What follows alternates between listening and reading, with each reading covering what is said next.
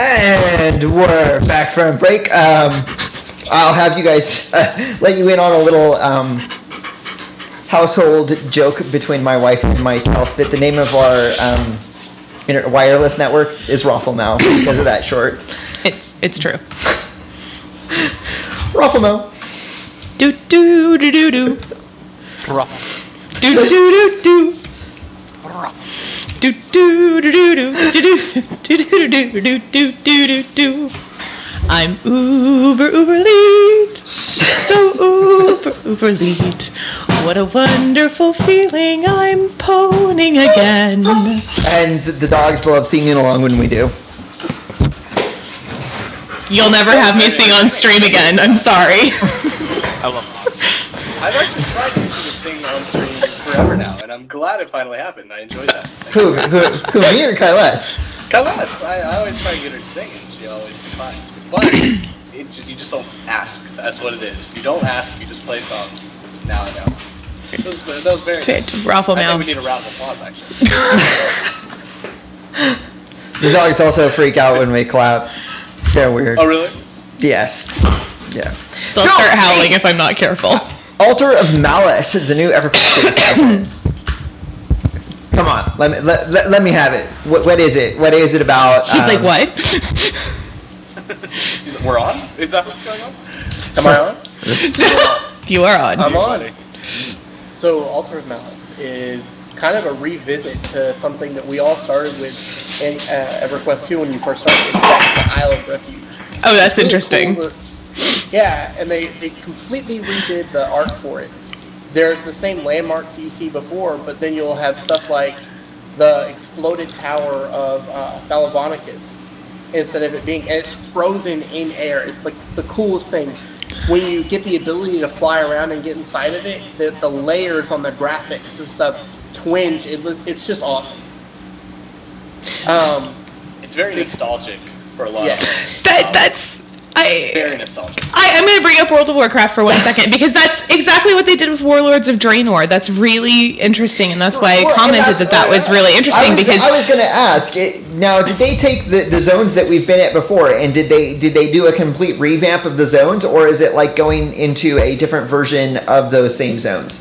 It's a complete revamp. Beautiful new art. They actually have a new terrain tool with EverQuest 2. If you've seen any of the recent videos, it looks drastically different than other content. So they actually use this new terrain tool to make massive continents and islands that you fly into, giant lakes and actually, I guess technically an ocean or sea you're flying across it, but no loads or anything like that. It's very pristine, very cool.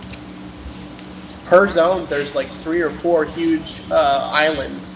They're enormous. If you weren't on a flying mount, you could walk around them and probably spend at least an hour on each island trying to find every little thing about them. They, to speed it up between the islands, they put these, basically they're the model for the wind elementals, but they're water spouts all in the sea. You fly through them and they increase your flight speed. The quest series will bring you to each island, but the first island is the only one that brings you to any kind of real nostalgia if you started in EverQuest 2, because the first one is the Isle of Refuge, and then it goes through a chain of islands.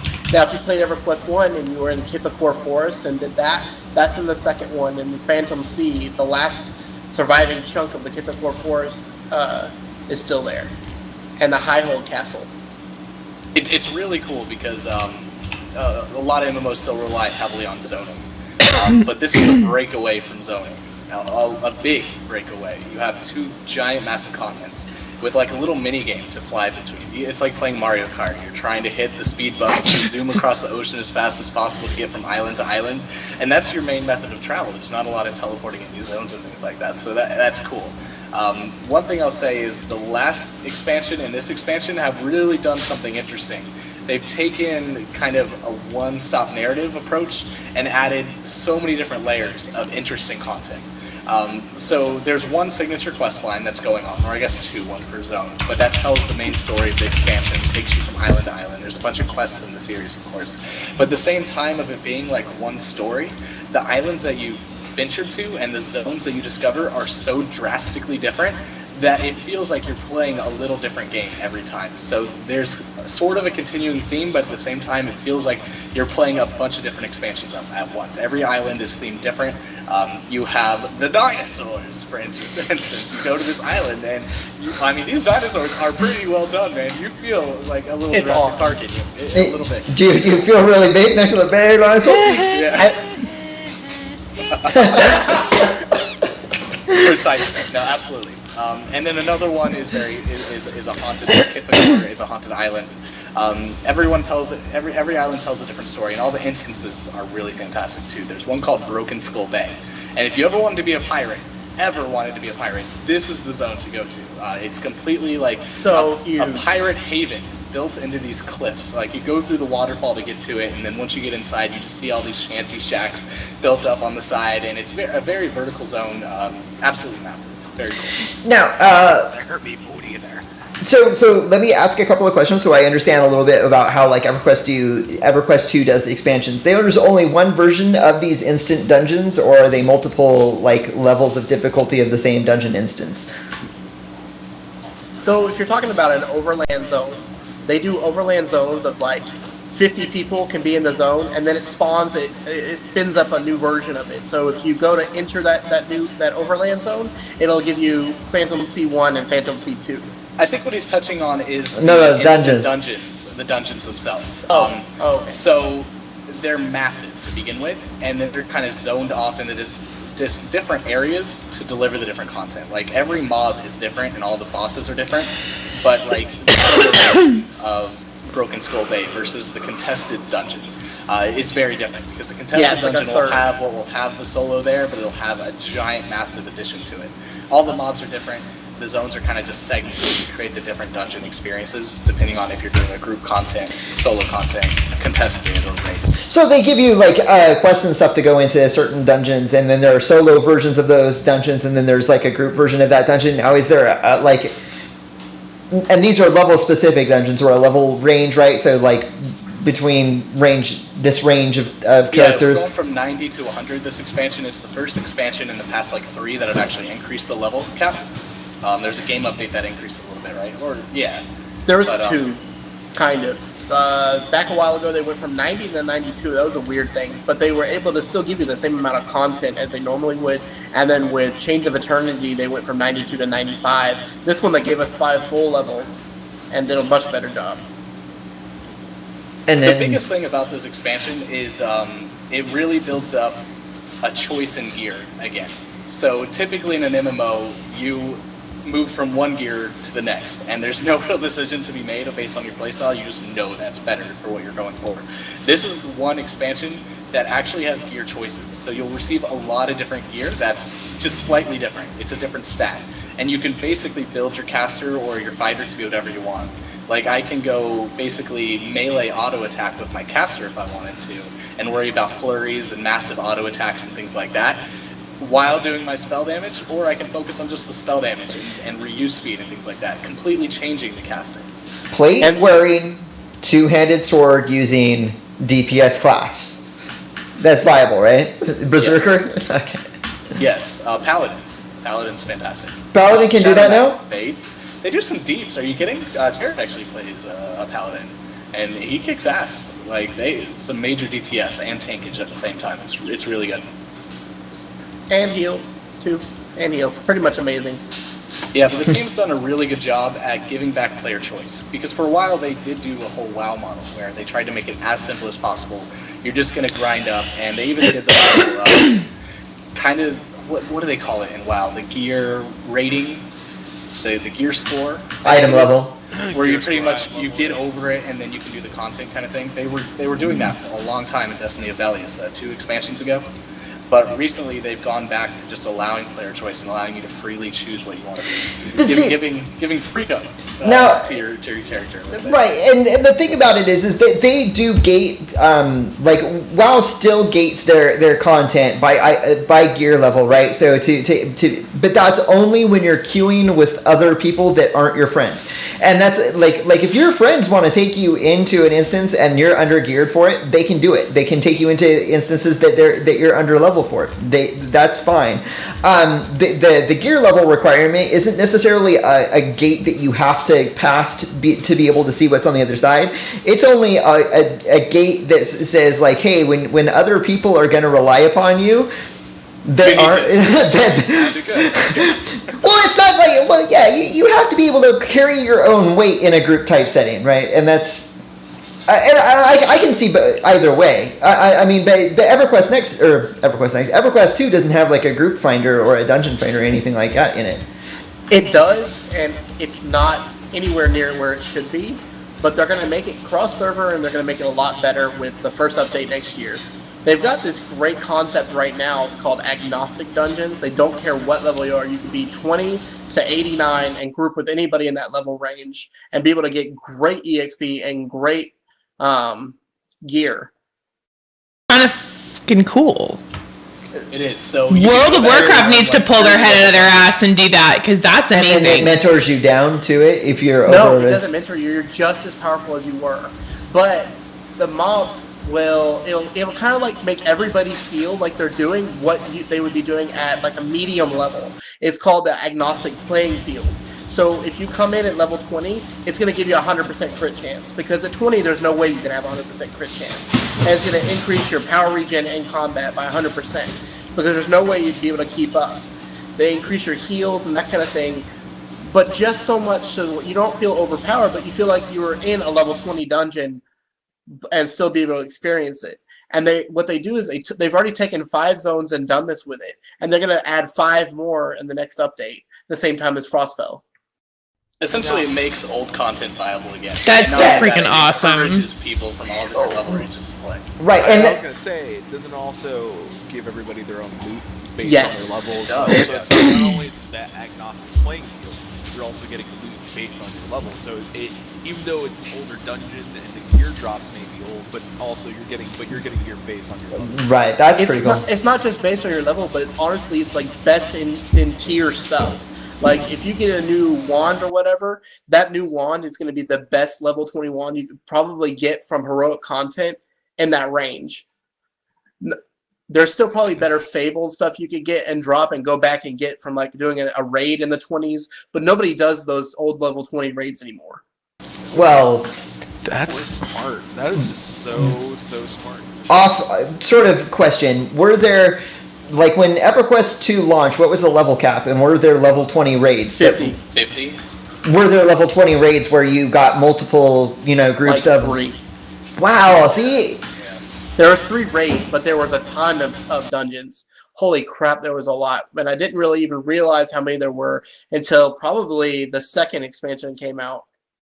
Yeah, so, like, back in my first MMO experience days, right, like, I found out, like, oh, hey, there's these dungeons, that's cool, but they're not instance because it's Vanguard.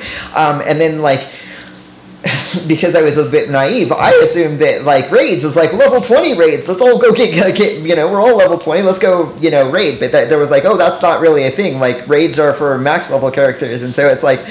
I say that the model for Warcraft is there's the game of getting to max level, and then there's the game at max level, and if you're not at max level, you're totally cut off from that game. Oh, another cool thing too about agnostic dungeons is it was better before this expansion, but they give you a large amount of, they give you like 4 draconic enema, which is the currency from last expansion. And if you're a free-to-play kind of person, you've got that last expansion for free. So you can go in and do this dungeon and get the currency that you need at top tier. So when you're done with the when you're done leveling up to 90, you'll have it. I am so happy right now. No, I'm happy because these 3 people have the same face that I've had for like the past 3 episodes. Like, what the hell are you talking about? And it's really cool. No, I messaged you earlier today, or was it yesterday? And I was like, I don't want to, go kicking and screaming about Warcraft, but at the same time, like, I'm always looking at what is new out there and what is good that is out there, because it gives me a broader perspective to draw from in order to make comments about what I would like EverQuest Next to be. And I've got enough not at the moment because my house is all torn apart. But when my house is all put back together, it's like, well, I could load back up EverQuest 2 again, or EverQuest 2, Guild Wars 2 again, because my old standby when I was bored of Warcraft, or I felt like I have done everything in Warcraft that I can do, and now I'm waiting for my once a week group stuff that I do with my friends, is like I would log into Vanguard, and Vanguard's gone. So it's like I'm always looking for that new other thing, and if it's going to be EverQuest 2, that's cool. If it's going to be Guild Wars 2, that's cool too. Yeah, it's going to be interesting to see what their whole AI revamp's going to be on that game. But anyways, that point that you were talking about, Talon, with the whole raiding, that's one thing that I guess EverQuest 2 got right even at launch. They had a lot of raid mobs that would walk around in different levels. So in Tonica's it's a 10 to 20 zone basically. I guess you can maybe max out around 25 in it. But they had like epic raid mobs there. So there was like 3 just in that zone, and each zone had these mobs. So even if it wasn't like a full raid zone where you're trying to take down strats of like 15 bosses at a time, you can still like group together with 20, 30 other players and go at it. And these were raid mobs that were out in the open world. Out in the open world. Yeah, see, Vanguard stuff had stuff like that, but Warcraft removed a lot of their old world bosses. Like you'd have the world dragons. Remember the Flatus? They got rid of all the world dragons. So sad. I know, it was pretty cool. They used to have like, but see, that was the thing, is like after that was cool for vanilla, but by the time BC ran around, no one went back to the old world bosses. And then by the time Wrath of the Lich King came out, you could solo these old world raid bosses. True, and I mean that's still the same. Like I could go back and I could totally kick Holly Windstalker's butt in Antonica if I wanted to. Like it would take a hit. Hey, she's a good developer. I don't know what's wrong with you.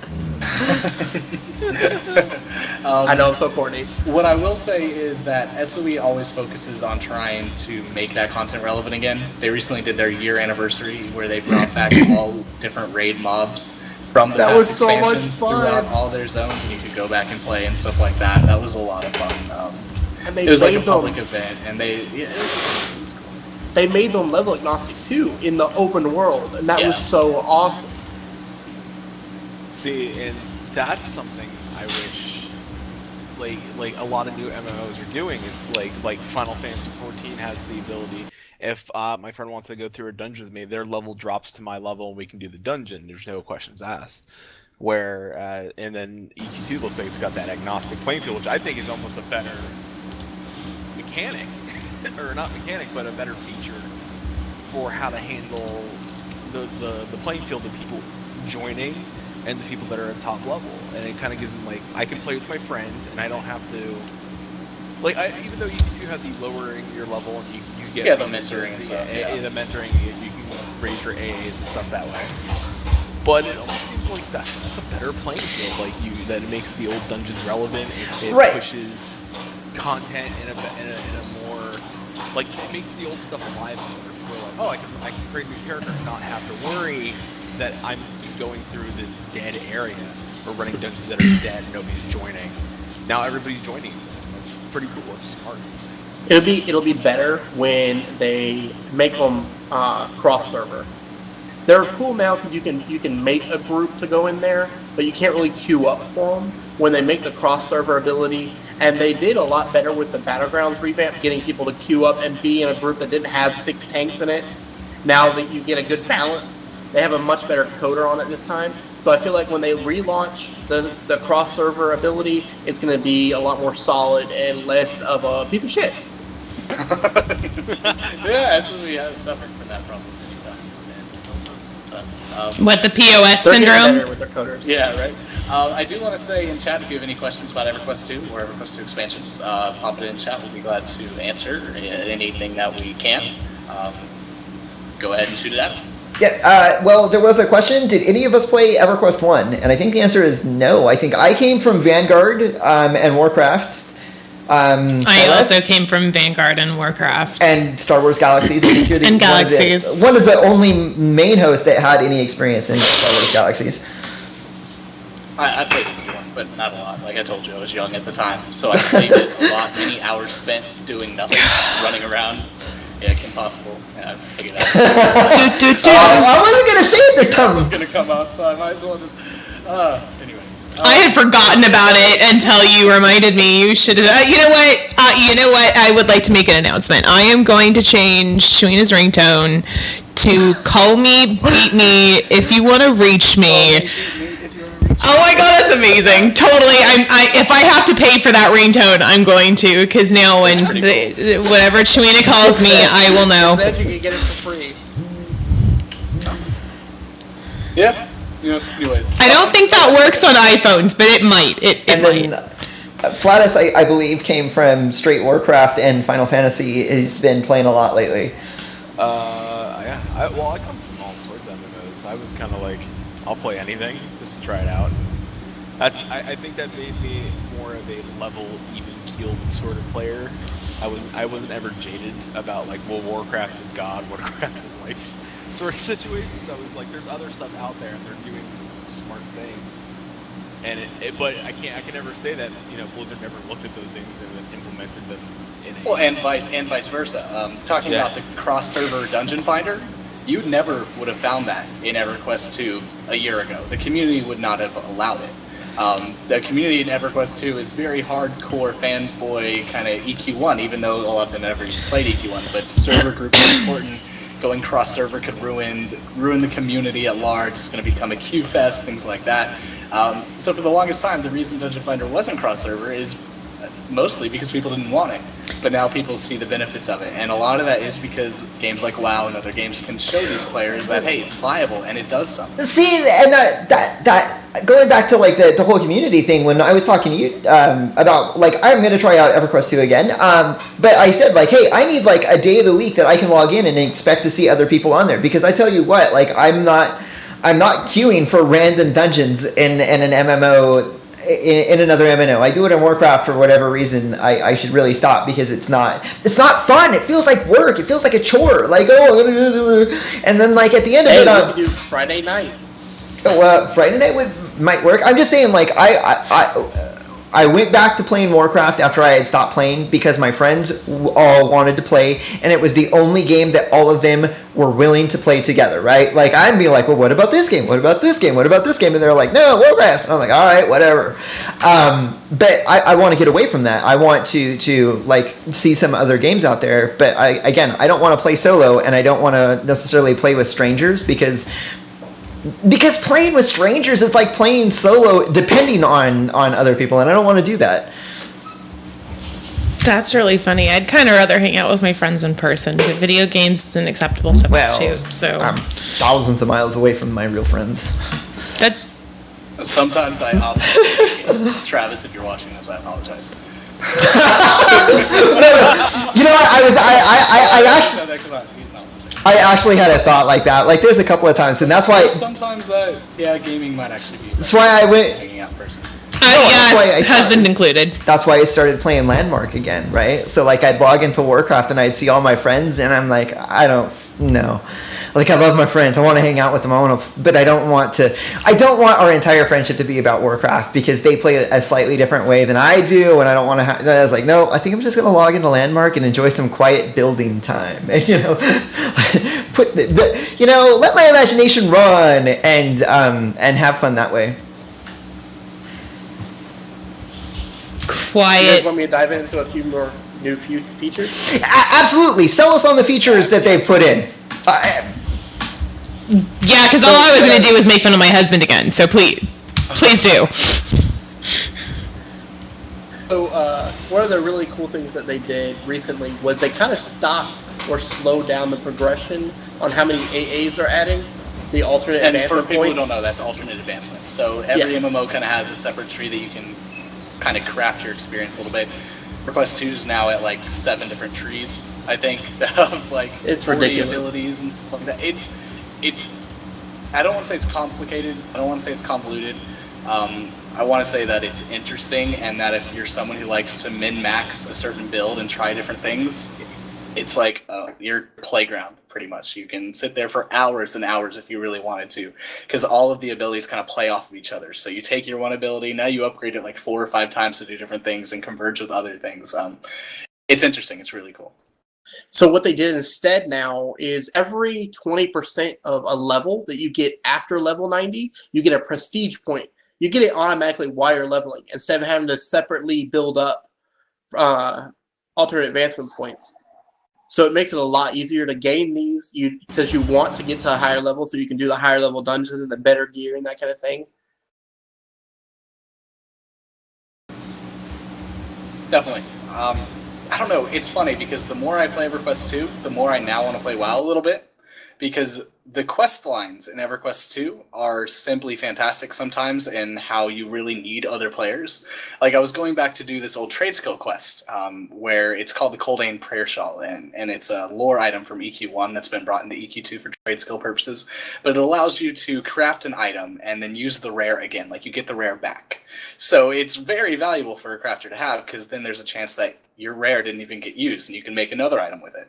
But the quest itself is pretty intense. You need not only to go on this long extravagant quest line, but you actually need a crafter from every profession to craft the item for you, to put it together to make the shawl. So you're having to communicate with other crafters and talk across the board to make this item. The epic quest lines that you have for the epic weapons in EverQuest 1 or EverQuest 2 are fantastic. Long lore-based quests on not only...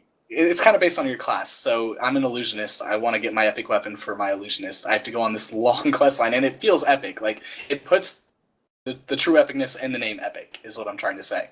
And I haven't played WoW, so I don't know how complicated those quests can get to give you that feeling as well, but I really want to see what it's like in another MMO. Because, like Rift and other games I played, they didn't really have that same feeling. Yeah, Rift really felt like it was kind of lacking that type of system. Even though I didn't get up to max level in Rift, but from my experience with other people, it was... from my experience of playing through the world at where I was, the world felt very shallow, and it was only recently that they patched in like that whole separate continent or content where... When they added the fire Ember Isle. Yeah. Then, like... which was cool, like very, very smart on their part, like added this whole other continent, which was just as big as almost as big as the world that they started out with, which is nice. And then the second expansion, that world was huge. But it always felt bare when it came to like really being immersed in a storyline or having a quest that really felt like it mattered. Like, yes, the game was beautiful, it was massive, it was really cool to play at times. I was a raider in Rift, which was weird. I don't know how I got there, but I was a guild leader and a raider in Rift, which, whatever. It didn't last long. But it just never had that immersiveness. Like, you were telling me about the WoW and ending cinematic and things like that, and how it really brought an emotional response from you. Like, that's what I want from an MMO. Like, we're talking about EQN right here. That's the kind of experience I want. Emotional attachment to characters, whether it's done by a cinematic or done by an epic quest. I want to feel immersed in that world, and I think EverQuest 2 does that really well. And you guys say WoW does that really well too. So that's cool. No, Nagrand. I had to step away from my computer after like what happened in Nagrand. Nagrand got me, and Shatrath got me. Like, and I was like, I don't even like that guy. But it was really well done, and the way that they tell the stories, and even going back into Mists of Pandaria, their legendary questline, it really, like, from the beginning of the expansion to the end of the expansion, you followed the what was going on, and it really was interesting to watch. And that's, if you enjoy that, EverQuest 2 does that really well too. It has those signature epic quests that really... Now, they don't have the cinematic abilities that Blizzard has. I mean, I'm not gonna... Right. I'm not gonna expect I'm not gonna want you to expect a full AAA movie, like, built into your... They're getting better at that, though. They're getting better. Like, have you seen any of the videos from the Aegis End raid zone? Blizzard cinematics, I mean, there's no... They're really that much better? No comparison. They are that much better. They're absolutely that much better. I mean, so you're not in a gonna have raid... that from EQ2, but text-based lore and things like that, fantastic. Yeah. Blizzard started. I mean, since Mists of Pandaria, they've heightened their storytelling. And and since they did the change to the in-game characters, now that my character and what happens in the world look exactly like in those cinematics, and that helps. Angela was looking at the characters or the actors that did voice acting for Warcraft. Michael Douglas? Was it Michael Douglas? It's Michael Dorn.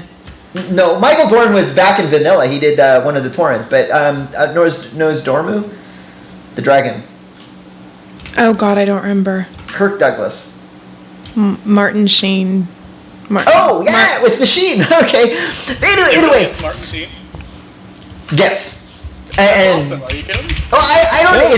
It's not what you would No, expect. it is actually Martin voices, Sheen that does the voice for Naz Dormu, and yeah. And so again, even like I watched the Making of WoW documentary, and they even said like. Well, first off, they gave props to EverQuest as being the inspiration for MMOs and like really elevating what a video game could be when you're playing online with your friends. But they even admitted to themselves that a lot of early Warcraft has a lot of juvenile type jokes because that's who they were as developers, because they were just coming out of college and designing it, and now they're all in their 30s. They're all family men, and so their tastes have developed along with them, and so now the stories that they want to tell have matured and become those more established themes that they want to convey. And like I'm sure that EverQuest 2 is doing the same type of thing, where they're like, hey, 10 years ago we were using the technology and what we thought we had available to us, but that was 10 years ago. Nowadays we have so much more capabilities. Computers are so much stronger, and we can give that experience to you in a much slicker way because now we know we have better tools to do it. Here, there's one thing that I want to say, and don't lynch me, please, because I swear it involves EverQuest. But I'm going to bring up Warcraft again, and specifically Blizzard, because something that I found really interesting was that in talking to some of the people that work for Sony, I've heard a lot of them kind of snort derisively when you mentioned Warcraft. And while they're allowed to have opinions, obviously, it's like, well, you sort of paved the way for them. But they can't even play, like, they can't even stream a Blizzard game because they're Sony employees.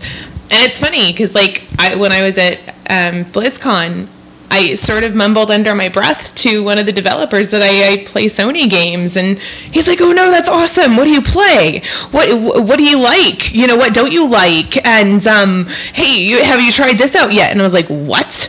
And he's like, "Oh yeah, we all play Sony games." And I was like, "What?" He's like, "Yeah, a lot of us came from Sony, and a lot of us like Sony, and we stream it." And I was like, "What?" So Blizzard encourages their employees to stream Sony games. Blizzard is okay with them streaming Sony games. What's Sony's problem? And it's not meant to be like offensive or against Sony, but why would Sony have a problem with it and Blizzard not? Omid was streaming Hearthstone. Yeah, and I see Rye Schuler, and I mean they're all about Blizzard too. Arc Lager. Rye Schuler is always streaming. I guess I don't follow enough of the right people, but man, I tell you, you bring up Sony to some of those people, and I kind of feel like I'm gonna get lynched. No, I like Arc Lager was streaming. You've been talking to the wrong people. Clearly. Yeah, you gotta get on the right list. No, it's funny, the game development... Oh, please, I'm probably on Sony's shit list at this point. Have you heard the things that have come out of my mouth? Like, that girl, she coming to SOE Live next year? What? Blacklist. They have your name, your poster is gonna be up. No, but... Not even allowed in Planet Hollywood. This is like really old, but when I was out with Dave Mark forever and ever ago, when I got to go meet him, all he did was tell me how inclusive game development really is. Like it's not about what game company you work for or what rivalry it is. It's not like us players have, because us players do have that rivalry. The developers don't. They look at it as an art form for the most part, and they look at it to see what they're doing well and what others are doing well, and they do it to build the industry together more than they do to tear it down, most of the time. It doesn't have, like, sometimes it'll switch up, but most of the time it's very inclusive. It's very welcoming. Yeah, my only thought is that, and we talked about this a little bit before the show while we were getting ready. We almost named the show, what was it, Flatus? The rumors of the demise of the MMO is greatly exaggerated, but we figured that was too long. But that was the thought, is that, like we see that League of Legends, like when they stream their tournament events, it's huge. Okay, they're starting to surpass like major sports franchises and whatever. The last one beat the last game of the Major League, Game 7, and the NBA playoffs. Last NBA playoffs. Right. God, who watches NBA anyways? Like I always take those numbers with a grain of salt because the numbers reported is that worldwide or is that nationally and all of that. I'm just going to say that it's getting big, but League of Legends is and Dota 2. They're not MMOs. They're MOBAs. They're whatever you want to call them, and that makes the MMOs players feel like the MMO market must be shrinking, or the MMO players must be that their games aren't being as good as they used to be. And I'm like. Warcraft and EverQuest 2 appear to be doing great. Guild Wars 2, no one's saying that Guild Wars 2 isn't a good game. They're just saying like, hey, I like this game better, and I was like, I don't think that I think the MMOs are doing fine. They're continuing to do what they've been doing, and they're doing it better than they ever have before. I agree. I think they're coming into their own more now than they ever have. They're doing a lot better of a job of fitting way different kinds of play styles. Especially like I've noticed in EverQuest 2, they did a great job of putting in these 2 new kinds of quests. There's one that's like a solo timed one, and it's a type I'm referring to, but there's always different kinds of things you do. Like one of them, I just absolutely giggled my ass off doing it. I found this Ursarak. It's a spider bear, but it was dead, and I clicked it and it gave me a quest. And then the quest was to go and kill hatchlings, and you have to run them over and squish them. And then so you have to do that, and then these Ursarak will come down, and the animation is so well done. They come down, they crawl down the spider web, and come and spray you in webs and stop you from trying to do the timed quest while you're doing it. And there's like 5 different types of timed quests across the expansion. They all give the new currency and a ton of status and a lot of experience. And they're so much fun. And there's the other one that's really fun. Chewing I found, I think. You should explain it. The one with the pterodactyl, I think. Oh, yeah. It was great. It was a Jurassic Park reference on the dinosaur island. Real quick. You walk up, there's a sick Triceratops sitting there, and they're like, oh, crap, check its poo, or whatever. And you go there, and it's like, oh, no, it's been poisoned. We need this antidote. And then you have to go kill the pterodons in a certain area. But it comes down to what Tamlin said. A 10-year-old game, both WoW and EQ2, and a lot of MMOs are still able to push the new technology on these old engines and make it something new. We've all had it with dailies. We've all had it with the limited interaction that we get in MMO environments typically. So whenever you get these new timed quests or little fun tidbits that you discover, like no one found it for you, you literally just happened upon it, you weren't watching a guide, and it brought a new spark for you in the game, something you'd never experienced before. I think that's really important for MMOs going forward, because these games have like 20-year lifespans, it seems like, going forward. You're gonna have to keep it new, you're gonna have to keep it exciting. They're doing a fantastic job from what I've seen in most MMOs. Except Vanguard. Except Vanguard. That face. We need to quit bringing Vanguard up, for God's sake. Oh my God, babe, come on. Jean's gonna be depressed for the next 24 hours now. Never. God. Free realms. I never logged into free realms. I just like beat it up. There's I like never some played that. 17-year-old kid out there. He's like shed a tooth. Yes, he's so sad. That was my childhood. Man, I miss that squirrel. Alright, so final thoughts on the EverQuest 2 expansion before we call it an evening and wrap it up. Say what you said again. I'm sorry. Like, Wrap up, what is the EQ2 expansion about? What makes it amazing? Just the different kinds of play styles. Like I was saying, there's new zones like the event heroic. You can pop in and it's a heroic zone with several waves of encounters. It's done in 10 minutes and you're done. You can do it with a group, and it's just as good loot as doing a 30-minute zone dungeon. They've got new status and achievement things for everybody. You go up to the top of a mountain and pick a flower and you got an achievement.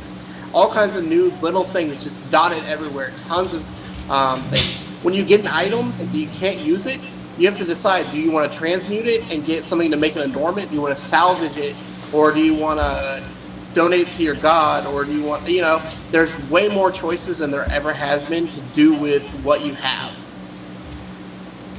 Yeah, I'll just add that the content is better than any other content we've seen lately. It's funny because the WoW expansion, what I've read, it reiterates or it iterates the same thing, that this is possibly the best expansion around.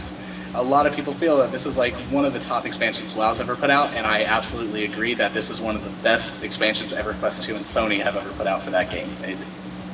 Filled with content to do, unique content, entertaining content. And you'll meet some pretty interesting characters along the way that'll give you some laughs. So it's pretty cool. But yeah, thank you, Sir Oakmiser, I almost said your name again, for joining us on this episode of EverCast. Do you want to plug your guild one more time for anyone that might want to join you in EverQuest 2? It's on the Butcher Block server. It's called Rosebear. You can message me at Oakmiser. That's my main character. I'll be on it for the rest of the night, looking for people to invite and come have fun with me and Chewina. We've got a couple of new members that just joined last night, and I'm still recruiting. All right. I think that's it. Who wants to camp us out? Actually, before we camp out, I just want to say one more time. We have one more show next Sunday, same time.